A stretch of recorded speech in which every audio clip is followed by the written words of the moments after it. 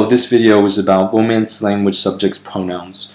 The following languages that I'm going to talk about are Galician, French, Spanish, Italian, Portuguese, Catalan, and Romanian. I've selected these languages because they're the ones that I know most about.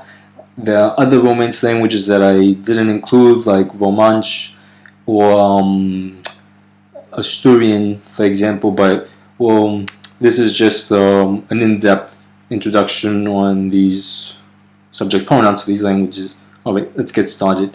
The first person singular, I in Galician is eu, in French, je, in Spanish, yo, in Italian, io, in Portuguese, eu, in Catalan, yo, in Romanian, eu. Let's see how to use this. For example, I feel like going to a bar tonight. Eu tenho ganas de ir a un bar esta noite. In French, j'ai envie d'aller dans un bar ce soir. In Spanish, yo tengo ganas de ir a un bar esta noche. In Italian, io ho voglia di andare in un bar stanotte. In Portuguese, eu tenho vontade de ir a un bar esta noite. In Catalan, jo tinc ganes d'anar a un bar aquesta nit. In Romanian, eu am chef să merg în această seară la bar. I'm still learning Romanian. This is probably not the best example of grammar of Romanian, but the most important thing about this video is how to use the subject pronouns and what are the subject pronouns of these languages. Alright, let's continue. You can remove the subject pronouns in these Romance languages in all the languages except French. This does not change the meaning of the sentence. Subject pronouns are used to add emphasis. So I feel like going to a bar, just as in the other one. You would say to mean the same thing in Galician. Tenho ganas de ir a un bar esta noite. If you say eu tenho ganas de ir a un bar esta noite, it would mean the same thing. The only thing would be that if you say eu, you're being very specific that you're talking about yourself. In French, however, you must always use the subject pronouns. For example, j'ai envie d'aller dans un bar ce soir. You can't change it. It has to always be present. If you want to add emphasis in French, as the other languages use emphasis using the subject pronouns, you would use the object pronoun. So you would say, moi, j'ai envie d'aller dans un bar ce soir. It would give emphasis to it's me that wants to go to a bar tonight. For example, Spanish, tengo ganas de ir a un bar esta noche. In Italian, ho voglia di andare in un bar stanotte. In Portuguese, tenho vontade de ir a un bar esta noite. In Catalan, tenho ganas de anar a un bar aquesta nit. In Romanian, am chef să merg în această seară la bar. They would all mean the same thing as I said before, but it's just this is more common to use. Okay, you. In the Romance languages, there's a distinction between a formal way of saying you and an informal way of saying you. This is the informal way. In English, we used to have the informal, which was thou, which today you could hear in you could read in the Bible, in old literature, or perhaps in some films or video games or whatnot. It basically means you. Informally, it means the same thing as you that we use today in English, but they just differentiate it. Okay, in Galician, ti, in French, tu, in Spanish, tu, vos, in Italian, tu, in Portuguese, tu, você, in Catalan, tu, in Romanian, tu. You could see they're all the same practically, except for Galician. They will derive from Latin. There are, however, two variants that exist commonly in Spanish and in Portuguese. You can see vos and você. What's the difference? We'll talk about that later. Okay, for example, you have a lot of money. Thou hast a lot of money. That would be the equivalent to what's below, but in English today we don't use thou. It's archaic. So we would just say thou. You. I'm sorry. And this is what you would say to a friend, a child, an animal, or whatever. Someone that you are very close with, that you don't have to show explicit respect for. They're just your friends, or your family members or whatnot. In Galician, tens muito dinheiro. In French, tu as beaucoup d'argent. In Spanish, tú tienes mucho dinero. With using the vos tenés mucho dinero. In Italian, tu hai molti soldi. In Portuguese, tu tens muito dinheiro. In using the você, in Portuguese, você tem muito dinheiro. In Catalan, tu tens molts diners. In Romanian, tu ai mulți bani. Okay, so we see some variations of this, because in French, sometimes you don't pronounce the U when you speak very fast. So you would hear and you would see written informally a lot, t'as beaucoup d'argent, which means the same thing, but it's just used in very informal situations, amongst friends, amongst family or whatnot. You wouldn't use this in a job interview or if you're speaking to someone that you need to show a bit more respect to. But usually if you use tu, you're probably comfortable with the person anyway, so it wouldn't be that big of a deal. In Spanish, there's a variant that they use of tu in certain countries, such as Central America, the countries in Central America, in Argentina, in Colombia, in Uruguay, etc. That and more regions that exist. That is vos. It means the same thing. The difference is that this is common in vos is common in certain countries, that it's a standard. In other countries that use it, it could be considered lower class. For example, in perhaps Colombia, it's a bit frowned upon as opposed to using tu. But in Argentina, everyone would use it. Your professors, the president of Argentina, whatnot. It doesn't show any lack of education. It's just the standard. It's what they use there. And você, what's the difference between these two? Tu, it's very European Portuguese. It's the standard of speaking to someone without too much respect, someone informally. They use it in some regions of Brazil, but it's not extremely common. It's not really the standard, but it does exist in certain parts and situations.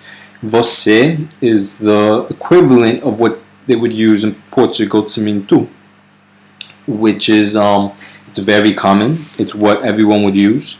It would be the equivalent. So você tem muito dinheiro. Okay. Carrying one. He, she. In Galician, ela, el, il. In French, Spanish, ella, el. In Italian, lei, lui. In Portuguese, ela, ele. In Catalan, ella, el. In Romanian, ea, el. Now you could see there's these 2 extra ones here and these 4 extra ones here for Romanian. What's the difference? Ella, el is considered more archaic Italian. You might see it in literature. It's not something they don't use it today. It would be the equivalent of using thou in English today. But it does exist, so I'm including it here. It's a part of the language. And in Romanian, they have these extra words that they show respect to the third person that you're speaking about. So even though you're not speaking directly to them, you want to show that these persons are respectful. So they have different versions of ea and el, which is she and he. Dânsa, dânsul, dumneai, dumnealui. Which, sorry for my pronunciation in Romanian, I'm still learning. Alright, carrying on. For example, she is my mother. In Galician, ela é minha mãe. In French, elle est ma mère. In Spanish, ella es mi madre. In Italian, lei è mia madre. The equivalent that you would use for this poetically, or you would see written in older literature, would be ella è mia madre. you would use the same verb. It doesn't change. It's exactly identical. The only difference is this is archaic. You wouldn't use it in speech today.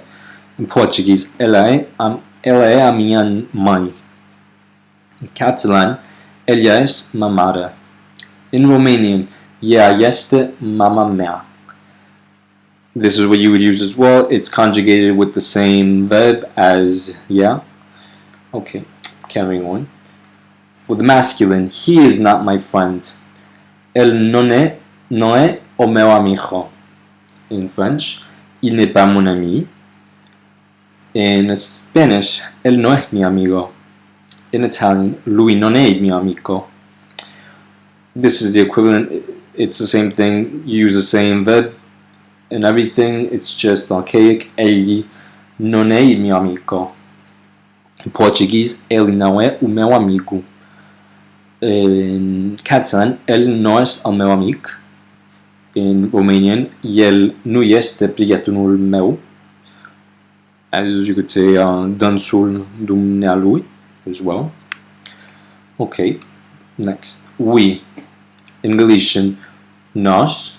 In French, nous. In Spanish, nosotros, nosotras, nosotros. In Italian, noi. In Portuguese, nós. In Catalan, nosaltres. In Romanian, noi. Now we see variants to these as well in French, in Spanish, and in Portuguese. What's the difference? In French, this is more of an informal way of saying we. So, well, we'll talk more about it, but this is just more informal. Nous autres is what would be more common in American French, such as Canada or Louisiana, Cajun French. In France, you would use nous autres just to add emphasis on who you're talking about. If you're talking about us, or you're talking about the people next to us. So you would say nous autres, tu parles avec qui? Okay, that's a bad example. I'll talk about it more later. In Spanish, if you are a group of men, you would say nosotros. If you are a group of women, you would say nosotras. If you're a group of men and women, you would say nosotros.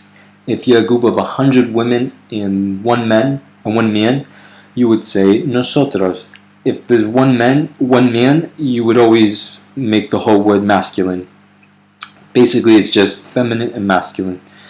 In Portuguese, nós, a gente. A gente is something that's perhaps more commonly used in general in Brazilian Portuguese, which means the people, but it's synonymous to nós. Perhaps they may use this in Portuguese, in Portugal, but I'm not 100% sure. I would have to look it up, speak to someone Portuguese to really find out if they use it as much as in Brazil. Okay. These for these personal subject, for these subject pronouns, you would have to make the adjectives and the past participles agree in gender and number as well. So this is the plural. Well, we'll get into that. We haven't got anything. For example, in Galician, nos non temos nada. In French, nous n'avons rien. In Spanish, nosotros no tenemos nada. If you're a group of men, nosotras no tenemos nada. If you're a group of women, nosotros no tenemos nada. If you're a group of men and women. In Italian, noi non abbiamo niente. In Catalan, nosaltres não tenim res. In Portuguese, nós não temos nada. In Romanian, noi nu avem nimic. Now, we're going to get into detail about the French word of on, which is synonymous to nous, but there's a bit of a difference on how it's used. It's okay to use it, it's not vulgar, but you would just use it in certain contexts that would be more informal. You would use nous if you're in a more formal context, such as a meeting or a job interview, etc. Okay, some examples. We haven't got anything. As we saw on the previous slide, you would say nous n'en avons rien. which uses the first person plural conjugation. If you say on, if you use on, you would say on n'a rien, which uses the third person singular conjugation. Even though, although that you use the third person, it means the same thing as the first person plural. It's synonymous. The past participle. We've come. We came. If you're a group of women, you would have to change the verb, the past participle of the verb, to the feminine. Even though you're talking about on, it's implied that on is suggesting women, so you would have to say on est venu. You pronounce it the same, but if it's written, that's the way you would write it. And sometimes in some situations you would actually hear the difference. If you're a group of men, on est venu. If you're a group of men and women, on est venu. Without the S. So basically it's like Spanish when you change the word according to if there's a group of men or women, and this is what you would do if there were a group of men and women. Adjectives. We are happy. A group of women would say on est contente. A group of men would say on est content. A group of men and women would say on est content, which is the same as the past participle. What's the difference? This is a verb and this is an adjective. Possessives. Last year, the both of us, we went to the Alps with our friends. In French, you would use this construction, not always, but this is just to emphasize the use of on and nous. Nous, l'année dernière, on est allés tous les deux avec nos amis aux Alpes. Even though you use on, which is the third person singular conjugation, you still use non, because it's referring to a group of people, it's referring to nous. You just don't say nous for the subject pronoun. But everything else agrees with non when it comes to the possessive. Okay, moving on. In Portuguese, a gente, the verb, we haven't got anything. Nós não temos nada. You use the first person plural conjugation, which is normal. When you use a gente, since it means the people, it means it's a third person. It means like almost she, so it's a third person singular. You should use the third person singular conjugation. A gente não tem nada. However, some people might mix the two because it's colloquial. It's not considered correct, but people use it, and I'm making this video to show how people use it, not what's correct or whatnot. This is actually how some people speak. Some people might get bothered by it, but anyway, this is how they speak. A gente não temos nada. A gente não temos nada. For example, a direct pronoun. For example, if you use a gente, for example, he has to respect us. Tem que respeitar a gente. That would be how you would usually use a gente. But you could also use tem que respeitar-nos. I think this is not. We'll have to check the grammar about this. I think it's alright. Which means the same exact thing, but it's just this is using nós. But you can mix the two informally. That's many people can mix nós and a gente. It's normal. It's perhaps not correct, but it would be what people say. Alright, and for the adjective, we are tired. If you're a group of women, you would say a gente está cansada. A group of women, I mean, this is correct because a gente is singular, it's not plural, so that's why you would use a singular. Some people might say a gente está cansadas because they're talking about a group of people, so they would add the S because it just sounds natural to them, but it's not considered correct, but it's what people would say. Alright, a group of men would say a gente está cansado because to them it sounds correct because they're a group of men, so they wouldn't say an adjective that refers to women. And the same thing would happen, perhaps they would say a gente está cansados. This would be a grammatical error, but it's what some people might say. A group of men and women, they would say a gente está cansado, a gente está cansados. Depends on the person. The correct form grammatically correct would be a gente está cansada, because a gente means it's feminine, so the adjective would have to be a singular feminine. But as you could see here, that is not always the case. The possessive for a gente. Last year, we went to the beach with our friends. O ano passado, a gente foi para a praia com os nossos amigos. Or you could say, o ano passado a gente foi para a praia com os amigos da gente. This is a forced construction, it's just to show an example. But why would they use nosso?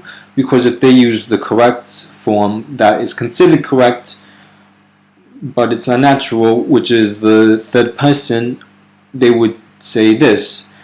O ano passado a gente foi para a praia com os seus amigos. Os seus, if you say this, technically it would be correct because a gente is third person singular, and this is the third person singular possessive. However, in this context, to a Portuguese speaker, this would more sound as if they were saying, last year we went to the beach with his or their friends. It wouldn't refer back to them, but it would be talking about a third person. For example, some people, to avoid ambiguity, they would say, o ano passado a gente foi para a praia com os amigos dele, or dela, or deles, ou delas, which is a common construction, but we're going to stick to the subject's pronouns. Alright, moving on. You, plural.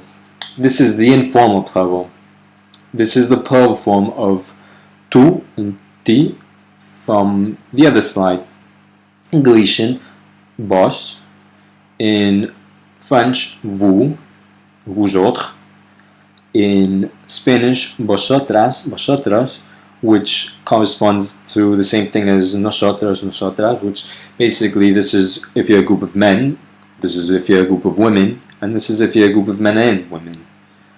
Voi in Italian, vós, vocês in Portuguese, vosaltres in Catalan, and voi in Romanian. Now you could see there's a variant as well for French and Portuguese. Vous autres is perhaps used more in American French as nous autres. For Canadian French or Louisiana French, for example, and perhaps some dialects of French in French-speaking islands and other parts of the French world that isn't a part of Europe. Unless in France, you would use this in France if you want to be very distinct, if you want to be very concrete, and I'm talking to vous autres instead of vous, because since, well, we'll get into it later on, since vous could be a singular formal form, if you say vous autres, it would be more explicit to separate that. But anyway, vós and vocês in Portuguese, we'll get into that as well. Basically, this is considered the plural of tu, and this is considered the plural of tu and the plural of vocês. But we'll get into that. Okay, next slide. The adjectives and past participles agree in gender, just as we. So, do you, plural, need help? In English, we haven't got a singular word. This used to be what we used to use in English for the plural, but today we use it in the singular. To differentiate, this would be more commonly said, you guys need help, or you all need help, you lot need help. For example, okay, in Galician, vos precisades ajuda. In French, vous avez besoin d'aide. In French, vosotros, vosotras necesitáis ayuda. In many parts of the Spanish-speaking world, especially all of Latin America, the Canary Islands, and some parts of Andalusia, they don't ever use vosotros and vosotras. They use ustedes, and this would be the equivalent for the informal. This would be the plural of tú in these regions. Ustedes necesitan ayuda. For example, in Italian, voi avete bisogno d'aiuto. In catalan, vosaltres necessiteu ajuda. In Portuguese, vós precisais de ajuda. Okay, and we'll talk about this later as well, but basically this is very uncommon to ever use vós today in Portuguese in either the variant of Europe or Brazil, unless it's in certain dialects of European Portuguese or the Bible or old literature. But today, vocês is what is normally used to be the plural form of tu, to be the equivalent of you guys, etc. So, vocês precisam de ajuda would be the way you would use it. Voi aveți nevoie de ajutor would be Romanian. And okay, we'll get into that later. But anyway, okay, this is when we're going to get into it. Okay, the Portuguese you. In Portuguese, there's many ways of saying you. It depends on the context, the country, and the situation, and the speaker, etc. What is the most common use of tu is how you say you in the familiar form of the Portuguese in Portugal. In some parts of Brazil, it exists. This is how you would use it. Eu vejo te. Okay, this is a bad example. This is the direct object pronoun, I believe, that you would use with tu. Você in informal pronunciation is the common familiar in Brazil. Since tu is not the norm, they would use você. In Portugal, they use it as well, but it's more of the formal. It's a step above tu in Portugal to show respect. So it's the you formal. For example, this is how you would use the subject pronouns. For você, I see you. Eu vejo-lhe. This is the correct grammatical way. In Portugal, this is what would be used more in Portugal. In Brazil, eu lhe vejo. This is the correct grammatical way. There's no judgment here, but this is what they use as well. Eu vejo você. Eu te vejo. These would be all referring back to você, even though this is more grammatically correct. These are not frowned upon. Perhaps this one might be a bit frowned upon, but people use it and no one's going to criticize you. It's not going to be like you're stupid or rude. It's just the way people speak, and there's nothing wrong with it. That's anyway. Okay, você, for example, você está com teu amigo. Você está com seu amigo. This is the possessive you would use in many parts of Brazil. Even though you're using você, you would say teu as if it were tu. So even though you don't use tu, hardly ever, you would still use everything, the possessives for it. This would be the more correct book or grammatical form of this variant. Você está com o seu amigo. O seu refers back to você. Isto é de você. Isto é teu. Isto é seu. Is this yours? The same thing. It's this would be a common construction. This is also a common construction. This could be a common construction as well. They will mean the same thing. They will refer back to você. Vocês, modern day second person plural of vós, except where vós is used in certain dialects, is used in the plural form. So, for example, are you coming with your dogs?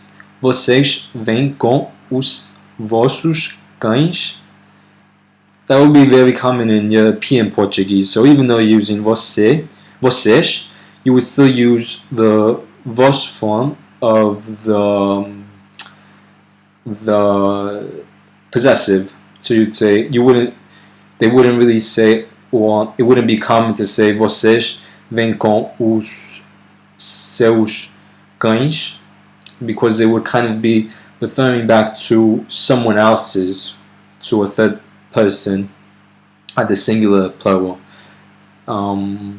Okay, this would perhaps be more common in Brazil, more or less. Vocês vêm com os cachorros de vocês, for example. Alright. And this is what they use to show respect in every Lusophone country. So, o senhor, a senhora. Os senhores, as senhoras. This is what would be the most highest. This would be the most highest form of you in Portugal and in Brazil. For example, is this yours? Isto é da senhora. You could also say isto é seu. For example, and this is another way you could use it. O senhor quer entrar. I see you. Eu vejo-lhe. Eu lhe vejo. Eu vejo o senhor. All of them refer back to o senhor. So this is how you would use the verb form. Okay, moving on. They. This is the plural of he or she.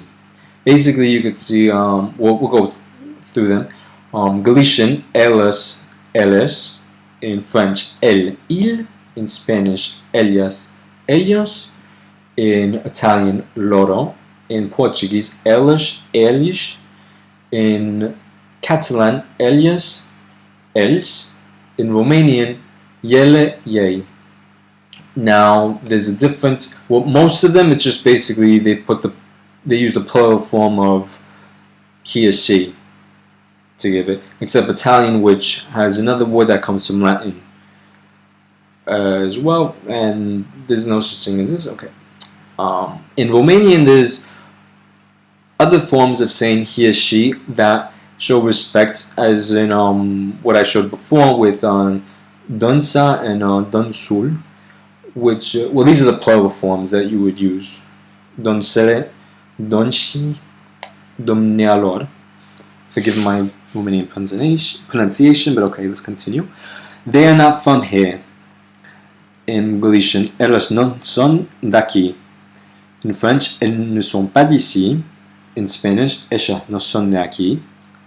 In Italian, loro non sono di qui. In Portuguese, elas não são daqui. In Catalan, eles não são daqui. In Romanian, ele, donsele, dumnealor, nu sunt d'aici.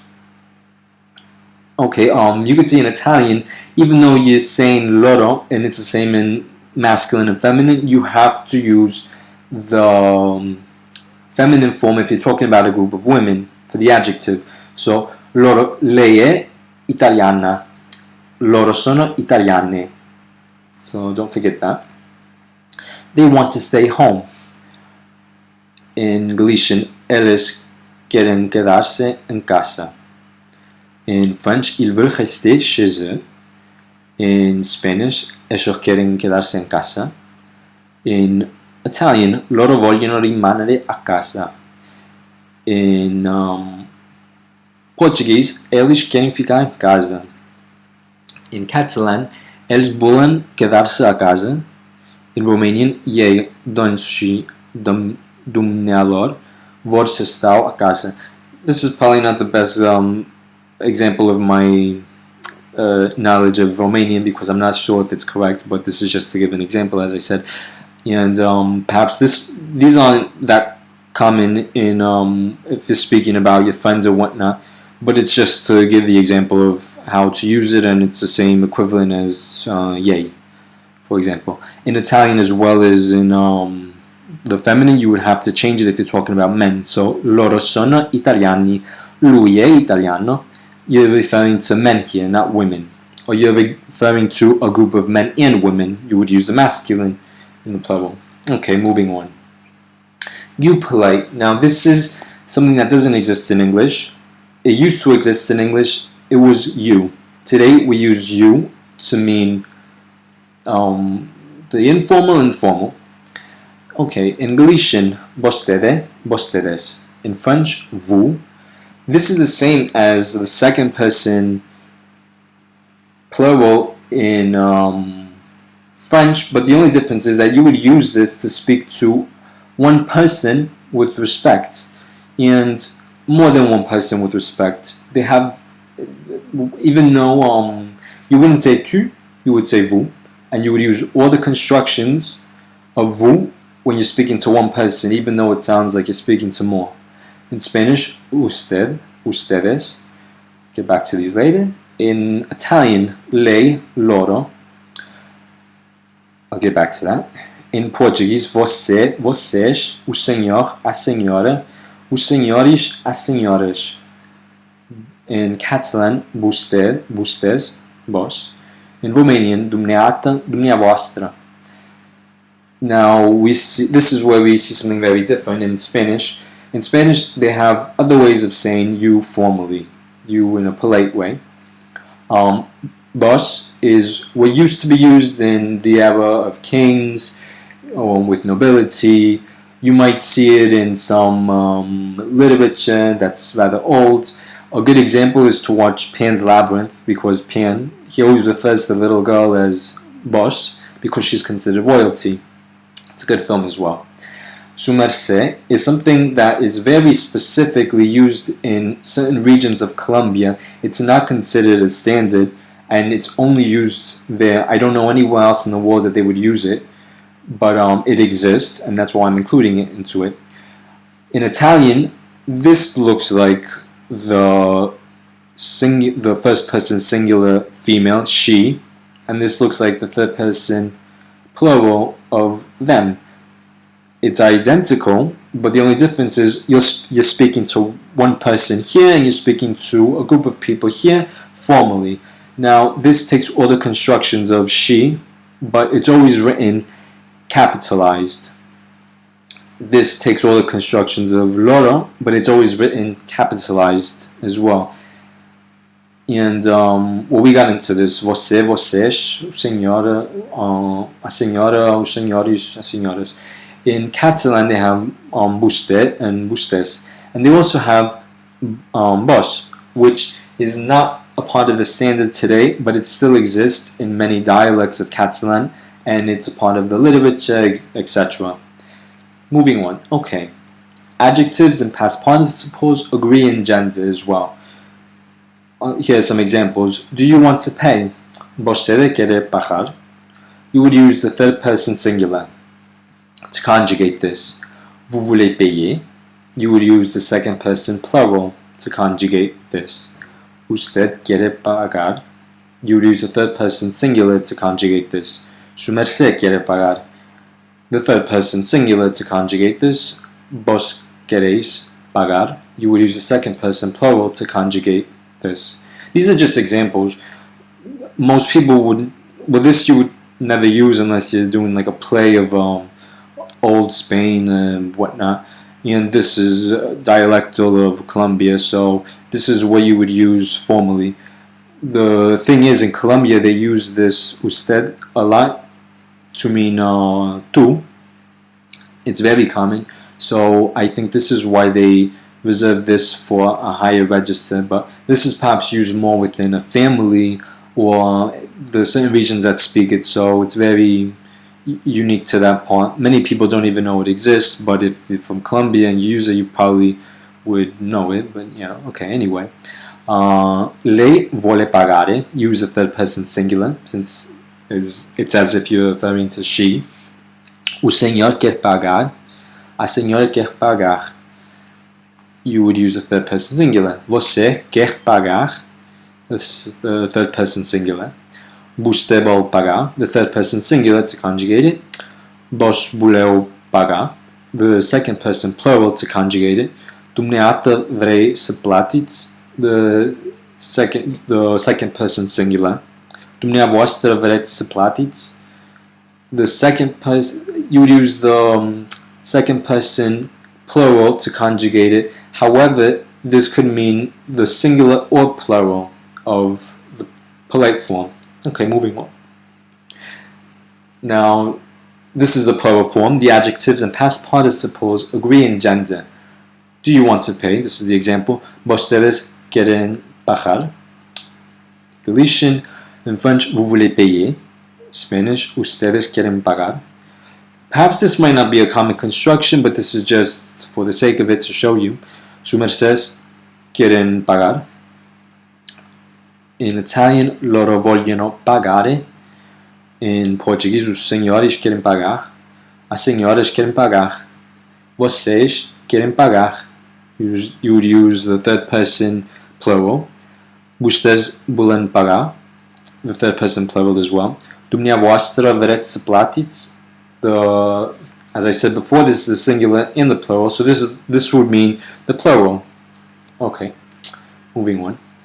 These are possible origins of where these words come from. So, vostede would most likely come from vossa mercede. Vous probably comes from Latin vos. Vuestra merced. This is what's usually written. That's the origin of usted.